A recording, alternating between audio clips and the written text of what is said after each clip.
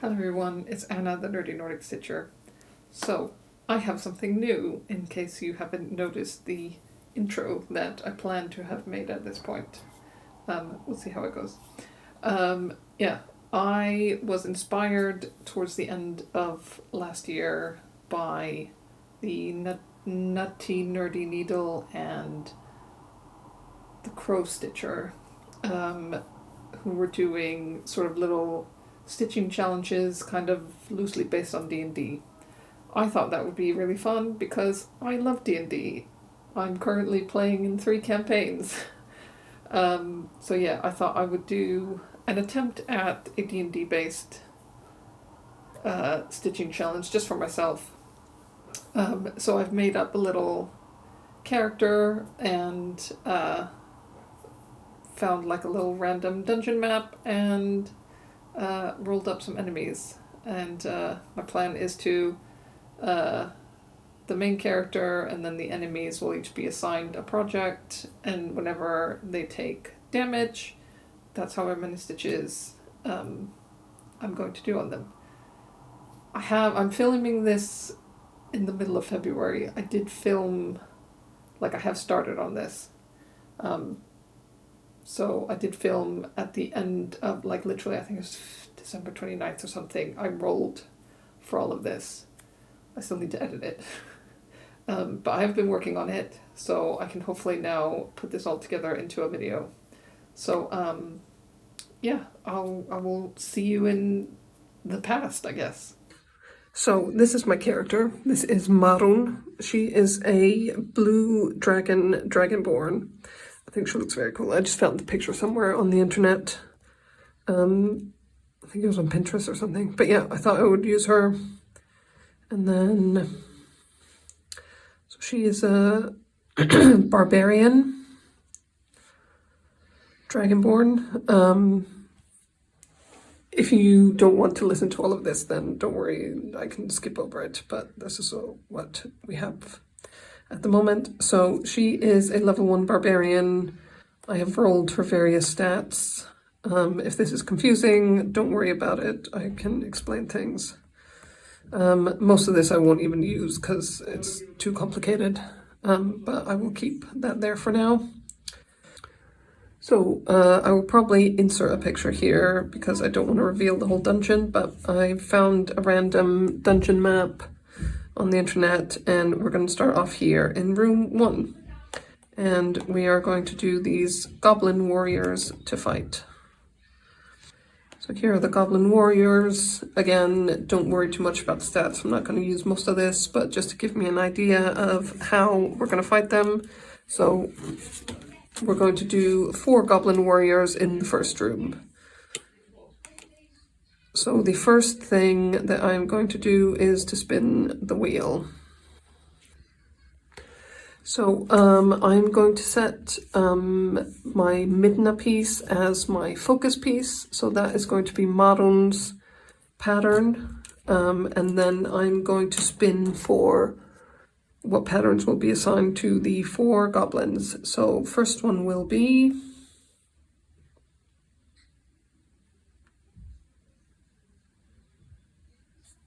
Colin Cardinal. I forgot to say that I don't have, because I'm filming this while I'm in Iceland for Christmas, and I don't have all of my stuff with me, but I wanted to be able to start as soon as 1st of January starts, so the first ones are just going to be whatever gets spun here. So first goblin is Colin Cardinal. Right, we're going to hide that slice because I don't want it coming up again. And then second goblin will be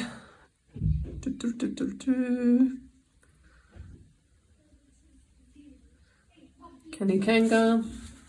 And funnily enough, I took a lot of Christmas patterns with me, so it's fairly likely that I will only work on the Brooks Books Advent Animals because that's the bulk of the patterns here.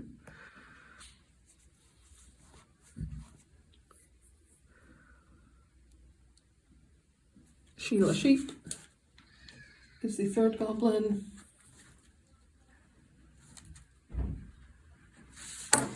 And can we get something other than Brooks Books Advent Animals? We shall see. Fourth Goblin.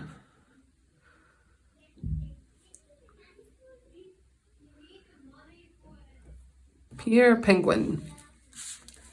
It's not. But that's all right. I just realized I didn't hide the other slices, but it's fine. It's fine. Right. So now I'm going to start rolling for initiative, which is how you roll for who goes in what order in D&D. I'm going to try and stick to basic D&D rules. I'll probably not bother with some things, but I'm going to try and get it as normal D&D as possible. We'll see how it goes.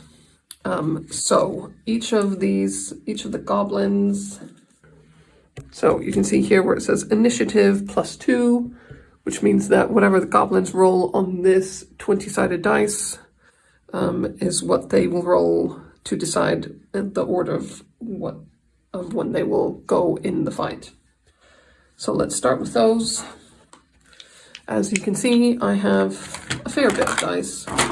My husband thinks I have plenty of dice. Anyone who plays D&D will know that I don't have very many dice. But here we go. I probably should have assigned these dice. Oh, is that a natural 1? Lovely. So I'm just going to go 1, 2, 3, 4. This is Goblin 1, Goblin 2, Goblin 3, Goblin 4. G1 is a 15. G2, oh, I forgot to add the +2, so that's actually a 17. Goblin 2 is a 14 because he adds +2. Goblin 3 is a 3. And Goblin 4 is a 7. So, and then we are going to roll for Marun. And I figured I'd give her this nice blue dice since she is a blue dragonborn.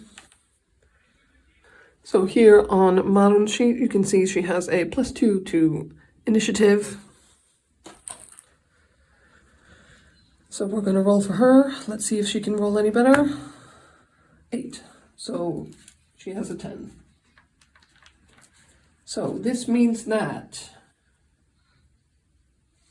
Goblin 1 will go first.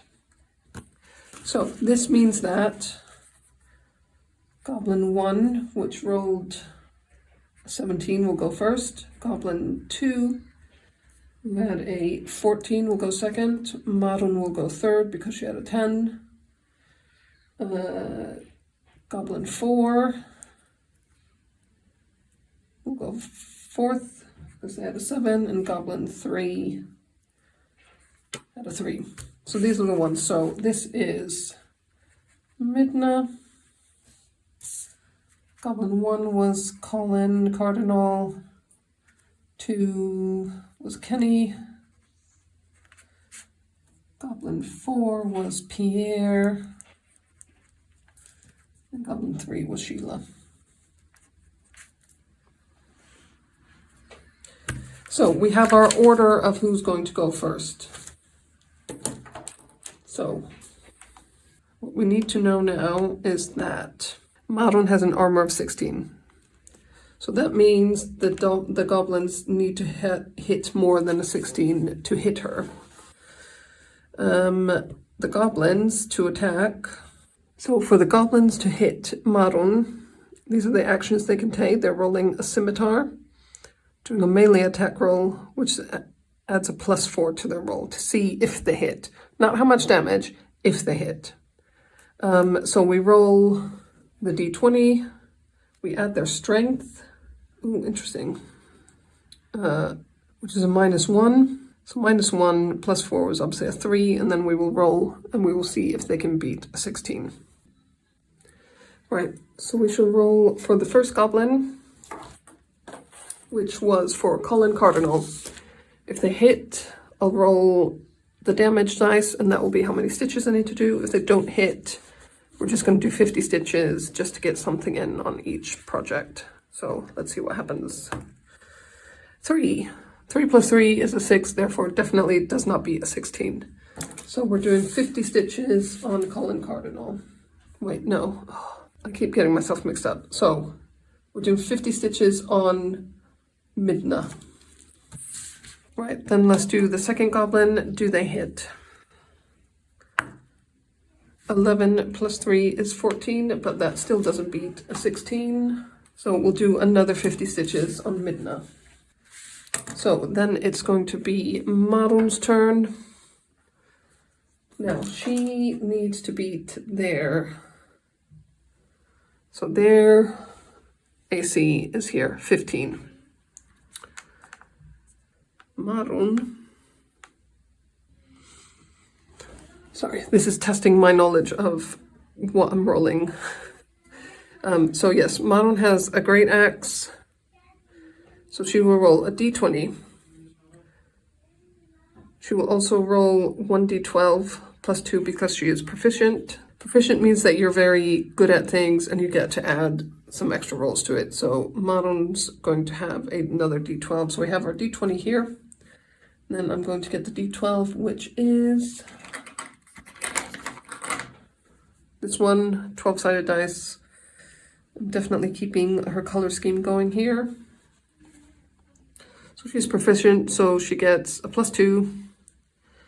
And then you also add your strength, I believe, which Maron's strength is a plus 4.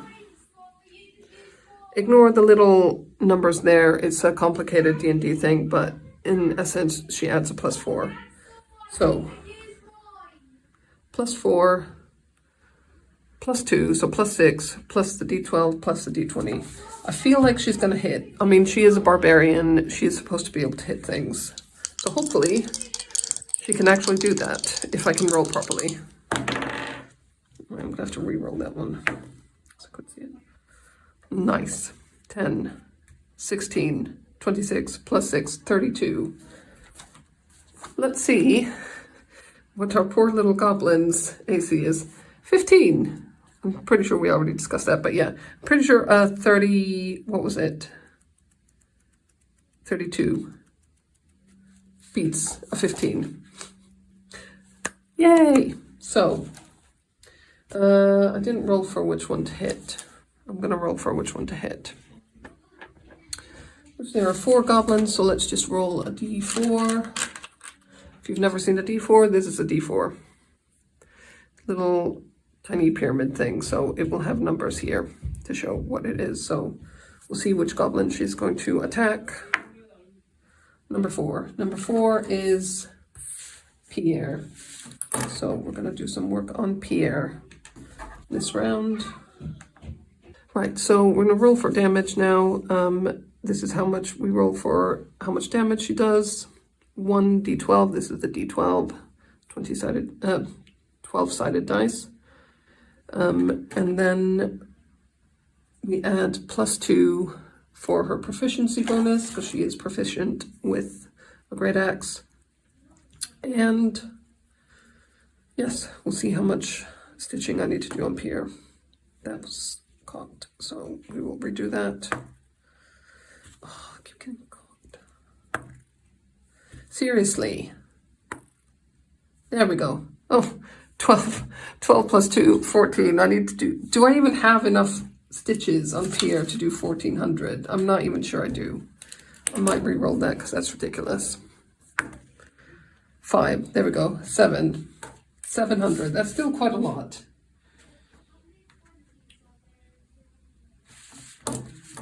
And then we're going to roll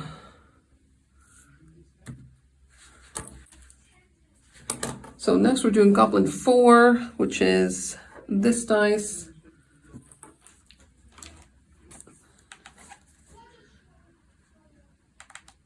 So we're going to see if, what did we do? I can't remember now. It was plus 3, wasn't it? Yes. So we're doing plus 3 for their scimitar attack. Can they hit? 16 plus 3, that does hit. So Goblin 4 hits. Goblin 4, right. And we're doing how much? How much is the damage? So to roll for Goblin 4's damage, we're doing here hit 1d6 plus 2 slashing damage. So I will roll a d6, which is what normal people are used to with dice. It's a 6-sided dice. We got a 5 plus 2, so 7. 700. So thanks to Goblin 4, we're doing 700 stitches on Midna.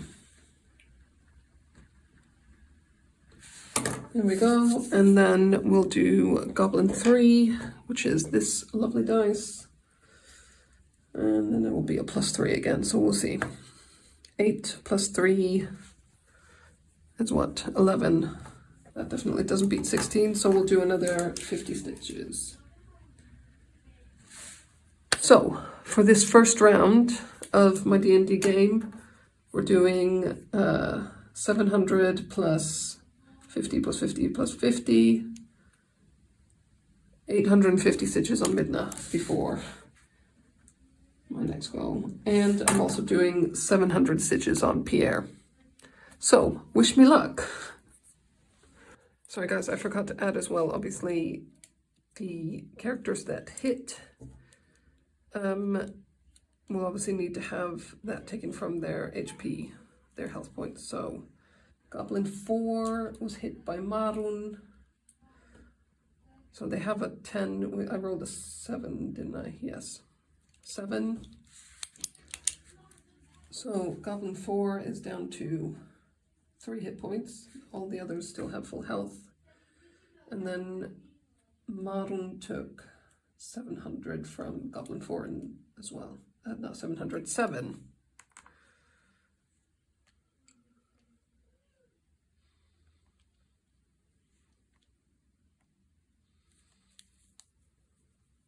And she has a 16.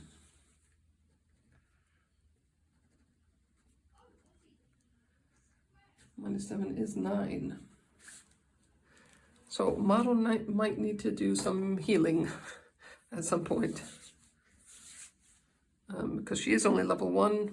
And yeah. I haven't filmed the starting bits of this yet, so I don't know if I've said this before, but basically my thought is if I need to use like a health potion or anything like that, then I'm going to have it, to be able to use that, I'm going to do some actually stitching projects that I need to do. But for example, I have some projects that I need to FFO. I have some projects that I want to get converted into Saga. For example, I have this kit here that I bought recently, and I want to convert it into Saga, which I can do on my tablet, but it just takes some time. So I might say, like, if she's going to use a health point, then I need to spend a health potion, sorry, then I need to spend an hour working on something that I'll probably make up a list. I might stick it up here somewhere. List of things that need to be done that are related but not actually stitching. Right, so I have finished my first round of stitching. First of all, I have done 700 stitches on Pierre Penguin. Trying to, there we go. So you can see that. So I filled in a bunch of the white and the black around here and everything. So yeah, he's quite close to being done actually. And then I've worked on Midna and done 850 stitches, and yeah, she's still on her frame. So I filled in a bunch of the metallics up here, filled all of this in, filled in a bunch over here, metallics over here. So yeah, I'm quite happy with that. So just to update as well that in terms of the stats of the monsters and Marun, so the only people that have been hit are Marun, who got hit for 7 HP, and Goblin 4, which also got hit for 7 HP. Which means that Goblin 4 is down to 3 HP, so it only needs 3 more damage points, so essentially 300 stitches. And then Maroon, let me look her up. And Maroon has 16, so that leaves us at 9 HP. I may have to add in a round of her taking a health potion or something, which means I need to do one of my extra projects as mentioned. But we'll see how that goes. I'll probably do that in the second round in the next video. So I thought at the end here I would also fill you in on a little extra project I've been working on, which is the Cats and Plant Cell from mainly X-Stitch. I might at some point add this into rotation, but I didn't at the start because of it like it's releasing every 2 weeks throughout the whole year, which is great, but I'm starting to fall behind, which I'm not surprised by because I get very little time to stitch, and so trying to fit it in is a bit difficult. So at the moment, today is 21st of February, and we currently have 4 releases out, and I'm currently on release 3. So here we go. That's where we're at. So we have this little kitty here first. That was the first release. Then the plant here is the second release, and then there is a third cat here, and there's a cactus. I might stick in like a little preview photo. But yeah, that's where we're at. As you can see, I decided to grid this fabric, which I don't usually do. I hate gridding. But I got lazy, so I gridded enough to start. And this was at the start of the year, and then I have these really annoying threads hanging out that I need to get stuck in at some point, but I don't really like gridding. But it has been useful to be able to start this project, because usually I start in the middle, but I didn't this time for obvious reasons. So yeah, that's where we're at with that. As you can see, I'm having to film this over several days. The joys of having kids.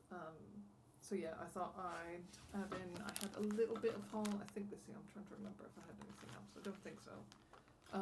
But I got these 2 off of eBay. Sorry, I'm trying to get that one to not glare quite so much. There we go. So these are some Brooks Books patterns. One of them is a full kit. Comes with the perforated paper. There's some beads and threads and stuff. And the other one is just the pattern. But if you're not aware, Brooke Nolan, who was the owner of Brooks Books, passed away I think about a year ago. Maybe longer, I'm not sure. But yeah, so her kits and patterns are sadly not available anymore. Her Etsy shop has closed down, but I was able to get my hands on these on eBay. They're really tricky to find and quite expensive, a lot of them. These ones weren't too bad still, but they're not cheap. But yeah, it is what it is. But yeah, I think that's it. I think that's where I'm gonna leave it. So I will do the next round in the next episode. I have actually already started it. I rolled for the next round of hits and have started working on more patterns, but you will see that in the next video. Right, see you next